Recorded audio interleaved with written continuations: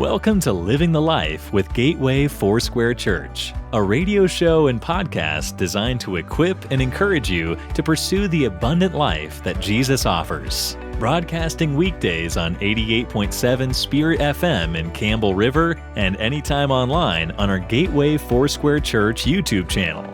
Now let's join our hosts, Matt Del Blanc, and jump into today's show. Hey, it's Matt here. So glad that you're joining us again today here on Spirit FM, or if you're connecting with us on some of our other platforms. I'm so glad that you're taking the time, and I'm praying that this will be an opportunity for us to choose life, to lean into the fullness of life that Jesus has for you, for us. And so, again, we're so glad that you're here. I'd also love to invite you. We'd love to hear your questions. You could send them to us through our website, gatewayfoursquare.ca, or even shoot us an email, radio@gatewayfoursquare.ca, and we'll even look to answer them on the show next week. And so let's get into today's show. We're going to continue on in our series of interviews with Pastor Tanya, chatting about mental health and the life of the believer. And then also, I want to encourage us again as we look at choosing and walking in the abundance of life that Jesus has to offer. Thanks for joining us. Let's get into today's show.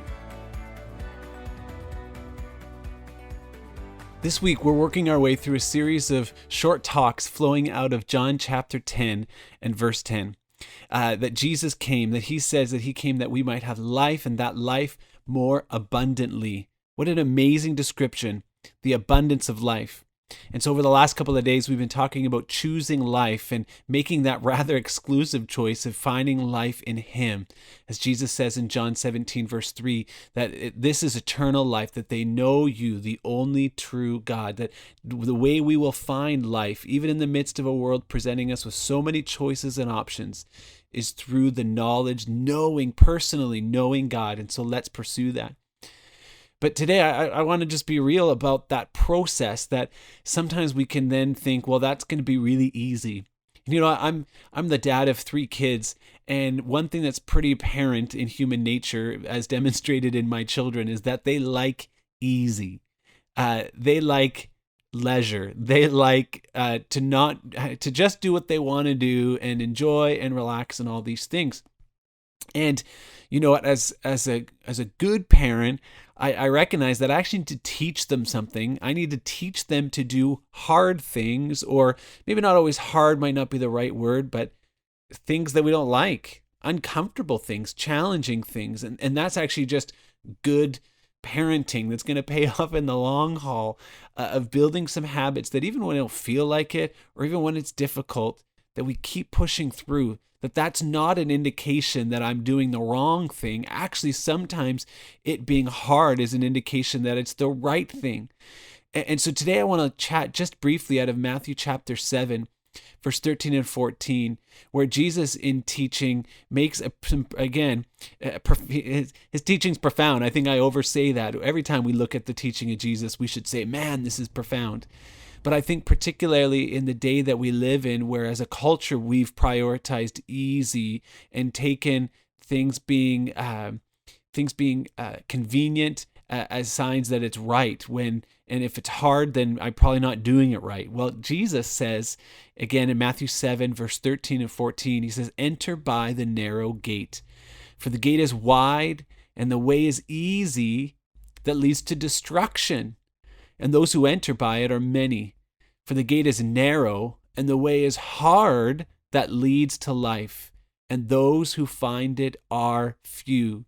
Man, that's the exact opposite of what we want Jesus to say, isn't it? Like, if we're really honest, that we want him to say that the way to life is easy and it's wide, and that the description there in Greek talking about the way is easy is actually speaking about it being spacious. Like, I'm not being confined or restricted. You know, that's the path we would love to take in the natural, in our flesh.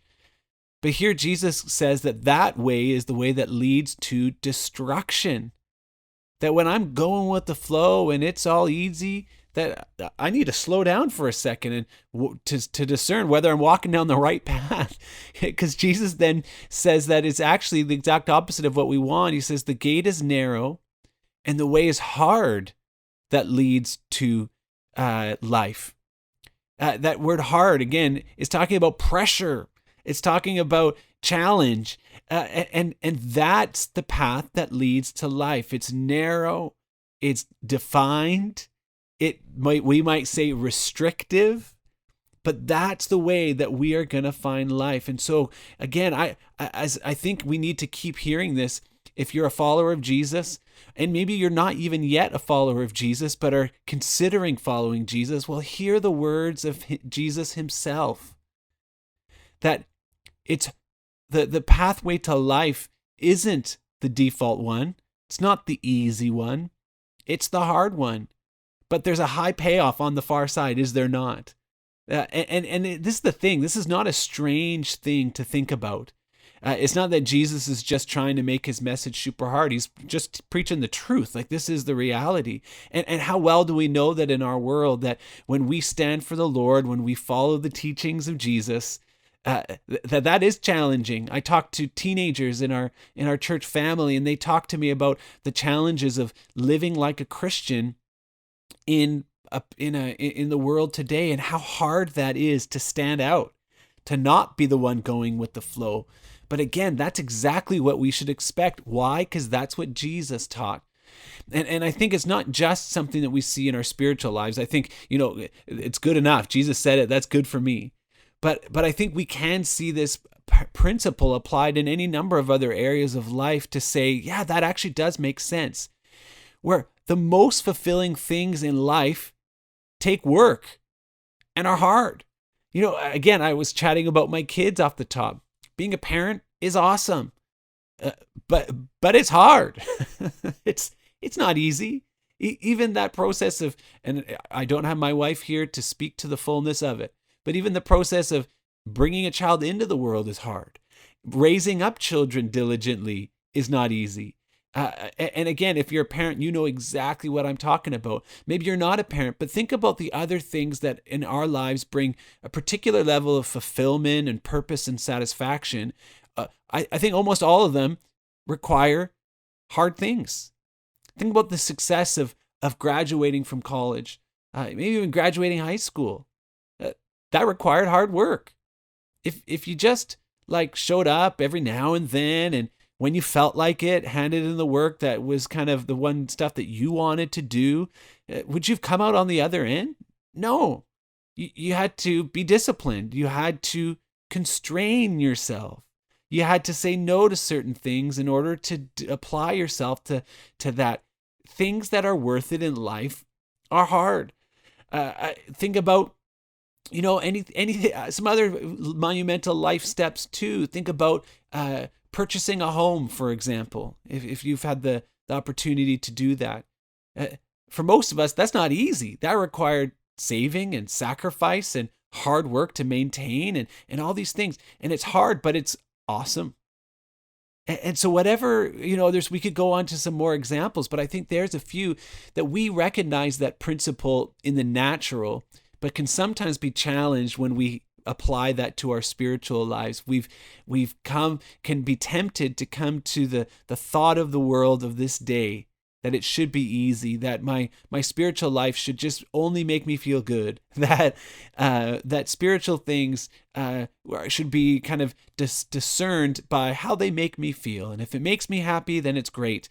But if it's challenging, it's probably bad, is the philosophy of this world. Believer, let's be sensitive to that in our lives today. Let's recognize that when it gets hard to follow Jesus, that I'm exactly where I would expect to be. And the Lord has an amazing promise. The gate, yes, it's narrow. The way is hard, yes, but it leads to life. And that's what we're talking about.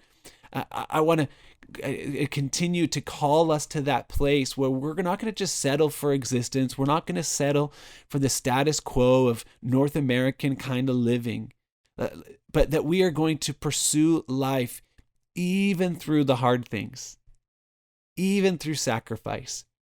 And we need to be on guard against that sort of easy street assumption that wants to creep into our spiritual lives. and recognize. And again, let's be really clear too. Jesus says also, my yoke is easy and my burden is light. And so I'm not talking about full on oppression or something like that. His burden, his yoke is easy, his burden is light, but the reality, there's still a burden. The reality, there's still a yoke that constrains us to a way with a beautiful outcome, life. And so today, let's just be encouraged to consider the way that we've been thinking about our Christian lives. Have we been just choosing the easy, just kind of going with the flow, doing the least sort of a thing, and thinking and I guess, well, the thing I love, I believe if you've been doing that, you're probably already, if you're honest with ourselves, if you're honest with yourself, you're recognizing that you're not living in the abundance, the fullness of life that Jesus promised. And so today, let's recommit ourselves to continue down that narrow path, following the Lord, even when it gets hard. Why? Because life is so much better. Life is so much better than destruction. And so, even though we might need to retrain ourselves, let's do it. Let's hear the word of the Lord. Let's push through the hard. Let's push through discipline. Let's keep growing when we come under conviction. Let's receive those things as good gifts and know the Lord is leading you to life.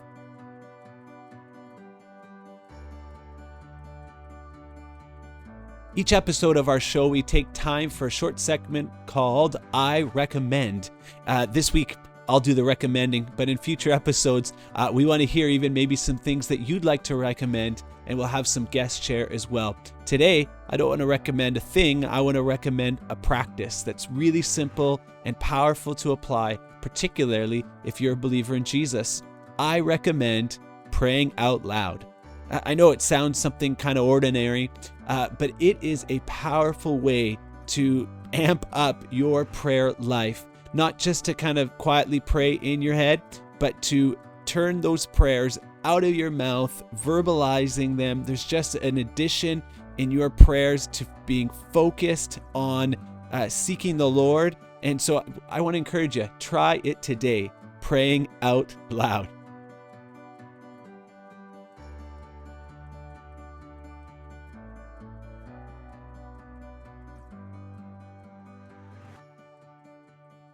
Hey, welcome back to our third session this week as we talk about mental health and the life of the believer. I'm glad to welcome back Tanya Hofer, our assisting pastor here at Gateway Foursquare Church. And it's been so much fun, Tanya, to have you over the last few days to talk about this area that clearly you have a passion for. And like we were saying just before coming on today, that really there's so much information, and the challenge is trying to condense that down into a neat little package. That's right. You're doing a good job. Thank you. You're doing a good job. And so today we want to come back to that topic of mental illness. Yesterday, if you missed our session yesterday, we kind of talked a little bit about the differences between mental health, mental illness, and today we want to talk about mental illness, which is particularly those conditions where people's their thoughts and their actions are being affected by a diagnosed condition that meets certain criteria, and particularly looking at a diagnosis from mental health professionals, doctors.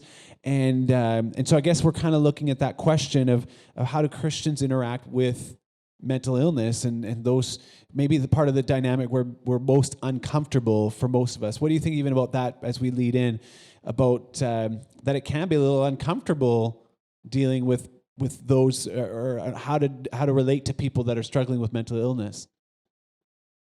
How do you find that? I don't know, maybe you're like thinking about kind of it can be a bit scary or because it's so unfamiliar. Yeah. And so we're going to look at this from those three perspectives that we introduced earlier in the week: psychological, social, and a theological perspective with mental illness. And so, Tanya, maybe lead us off there on and thinking about from that psychological perspective. And again, if you're joining us later here in the week, we're coming from a pastoral perspective, but wanting to be equipped and wanting to help equip the body. So no, we're not mental health professionals in some clinical sense of that word, but we're saying we want to be a part of the solution and part of this continued dialogue. But from a psychological perspective, give us some thoughts about understanding and dealing with mental illness. Okay. Yeah. So while everyone will experience some mental health problems at some point in their life, not everyone will live with the reality of a diagnosed mental illness. But we want to just, talk about what that might look like. So some of the content that we are going through, we have learned through the Sanctuary course, which we've done through our church, and then also some books that I've studied on mental health, and also just some lived experiences that I have seen or experienced with others. Yeah. According to the Mental Health Commission of Canada, it talks about the following definition of a mental disorder or a mental illness, and they fall under these different categories. So there's substance-related and addictive disorders that refers to a negative pattern of behavior that's associated with the use of substance. So there's also mood-related disorders that involves the experience of emotions outside the normal range for extended periods of time. Okay.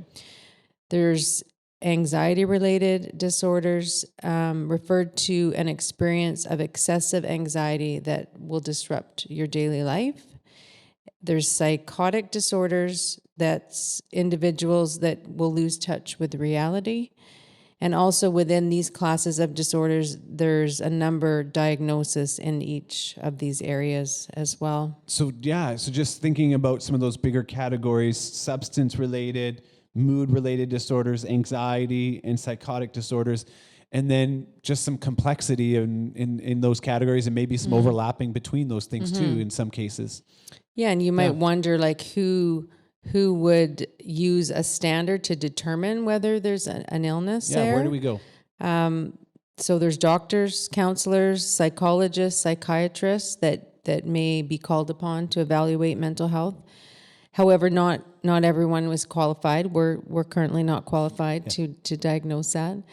But it's important to understand that diagnosing a mental illness is very delicate and can be quite complicated, because many disorders have overlapping symptoms or symptoms that aren't there all the time. And sometimes even professionals, they're hesitant to diagnose individuals quickly because it can take years for people to receive an accurate diagnosis. And, something that I know is that sometimes in order for someone to get the help they need, sometimes things have to get quite bad, or it has to be quite acute in order for them to get the help that's needed. Yeah. Because you don't maybe really know how bad the problem is until it gets really bad. Yeah.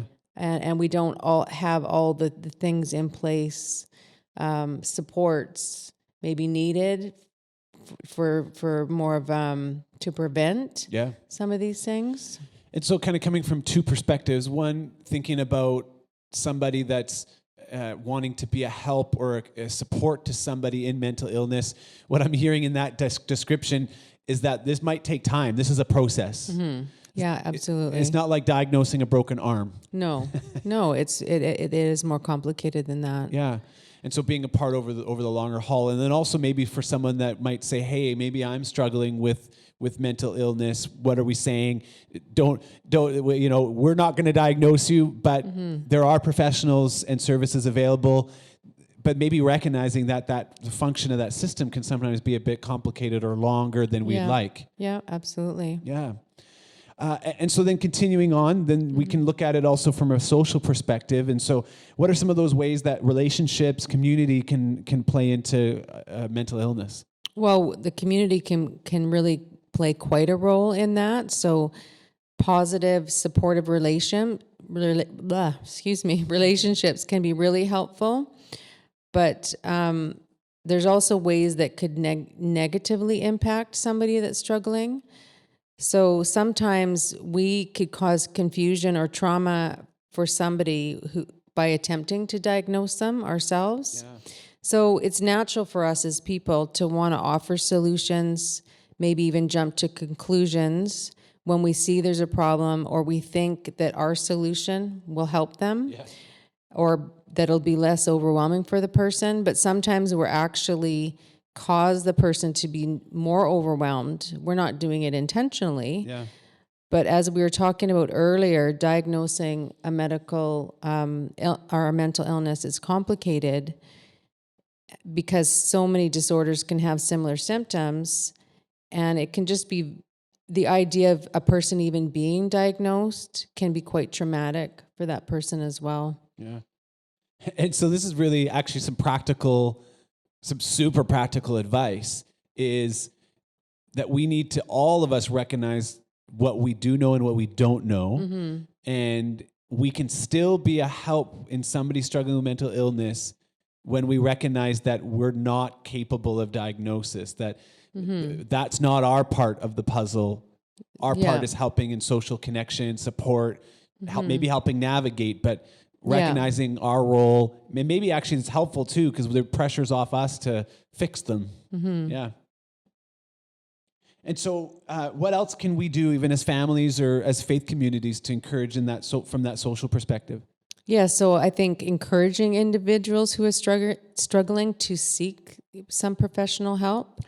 And as a church or a faith community, we can be equipped to provide that practical support we were talking about just by having nurturing relationships, healing environments, praying for people, and working alongside professionals, because sometimes what a person needs most is just somebody to come alongside them, maybe take them to a doctor's appointment, be there for them, and that they would just feel supported in that. And I think that's something we've experienced from that ministry perspective of, it does seem that there's quite a few mental health professionals that are quite willing to interact with us from a pastoral perspective. We've ministered to people in mental health crises and have had the opportunity to speak and help navigate and advocate in that journey as well, without having to we can play in our lane. Yeah. And come alongside the doctors and professionals operating in their lane. Yeah, absolutely. Yeah. Super helpful. And so we've got our psychological perspective, social perspective. What are some more thoughts maybe? And again, I think it's especially an important perspective as talking to, I would assume many of our listeners are Christians, they're believers. Yeah. And I think there has been a culture in the church where we've been maybe not afraid, but uncomfortable with this conversation. So what's a bit more how could we talk a bit more? Could you talk a bit more from that theological perspective? Like, how are we as believers to navigate this world? Well, there's some interesting conversations that come up and some questions. When this talking about our faith and mental illness when they intersect. So there's some questions that are hard for people, or we could definitely open the dialogue about, can Christians experience mental illness? Yeah. So I would say yes, because I personally know of more than a few Christians that have been diagnosed with a mental disorder. And I think we can have a hard time with this because sometimes the symptoms of a mental illness may exhibit in a way we're extremely uncomfortable with. Yeah. And we can also believe a person has a lack of faith or they just need to pray harder. And some of this may contribute that it's just quite unfair to that person who's struggling to come up with that conclusion, looking at it from the outside. And I would concur, thinking about that specific question of, can Christians experience mental illness? I think it's a pretty safe yes. We're talking about the human experience. We're talking about living in a sinful, broken world. And I think too, I've heard this analogy used many a time, but I think it holds true as well. If someone breaks their arm, or if someone is struggling with some other physical ailment, we can sometimes get our heads around that and we don't question their salvation. I have a tremor, and I've never had anyone doubt my salvation because I have a tremor. You sure it's not a demon? I'm pretty sure it's not a demon. It's just we live in a broken world. Sin has affected this world, and therefore our bodies and our minds. And so I think we can be really gracious with people in encouraging them to continue their faith journey, even when it's a bit murky and we're not quite sure all the details. But at least we can come from that perspective of encouraging them. Yeah. And so, a similar question: can a Christian or should a Christian take medication? Which again, using my tremor analogy, I take pills for my tremor, and I keep praying about it too. Amen. And I don't feel condemned when I take a pill. So let's apply that though more particularly to mental health. Though, what are some thoughts about medication? You touched on that a bit. So it's my personal opinion that yes, they can, and there's a balanced approach to that question. Yeah.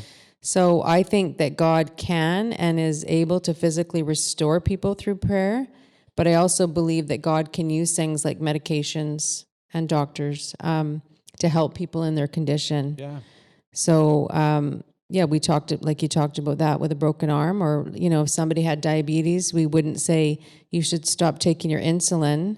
We would encourage them to take their insulin and continue praying for them. Yeah. So I have personally seen that in people's lives that medication at times is absolutely needed. And so I think it's a bit of both and. Yeah. We do what we can within, the framework that we have to help people, or, for them to help themselves.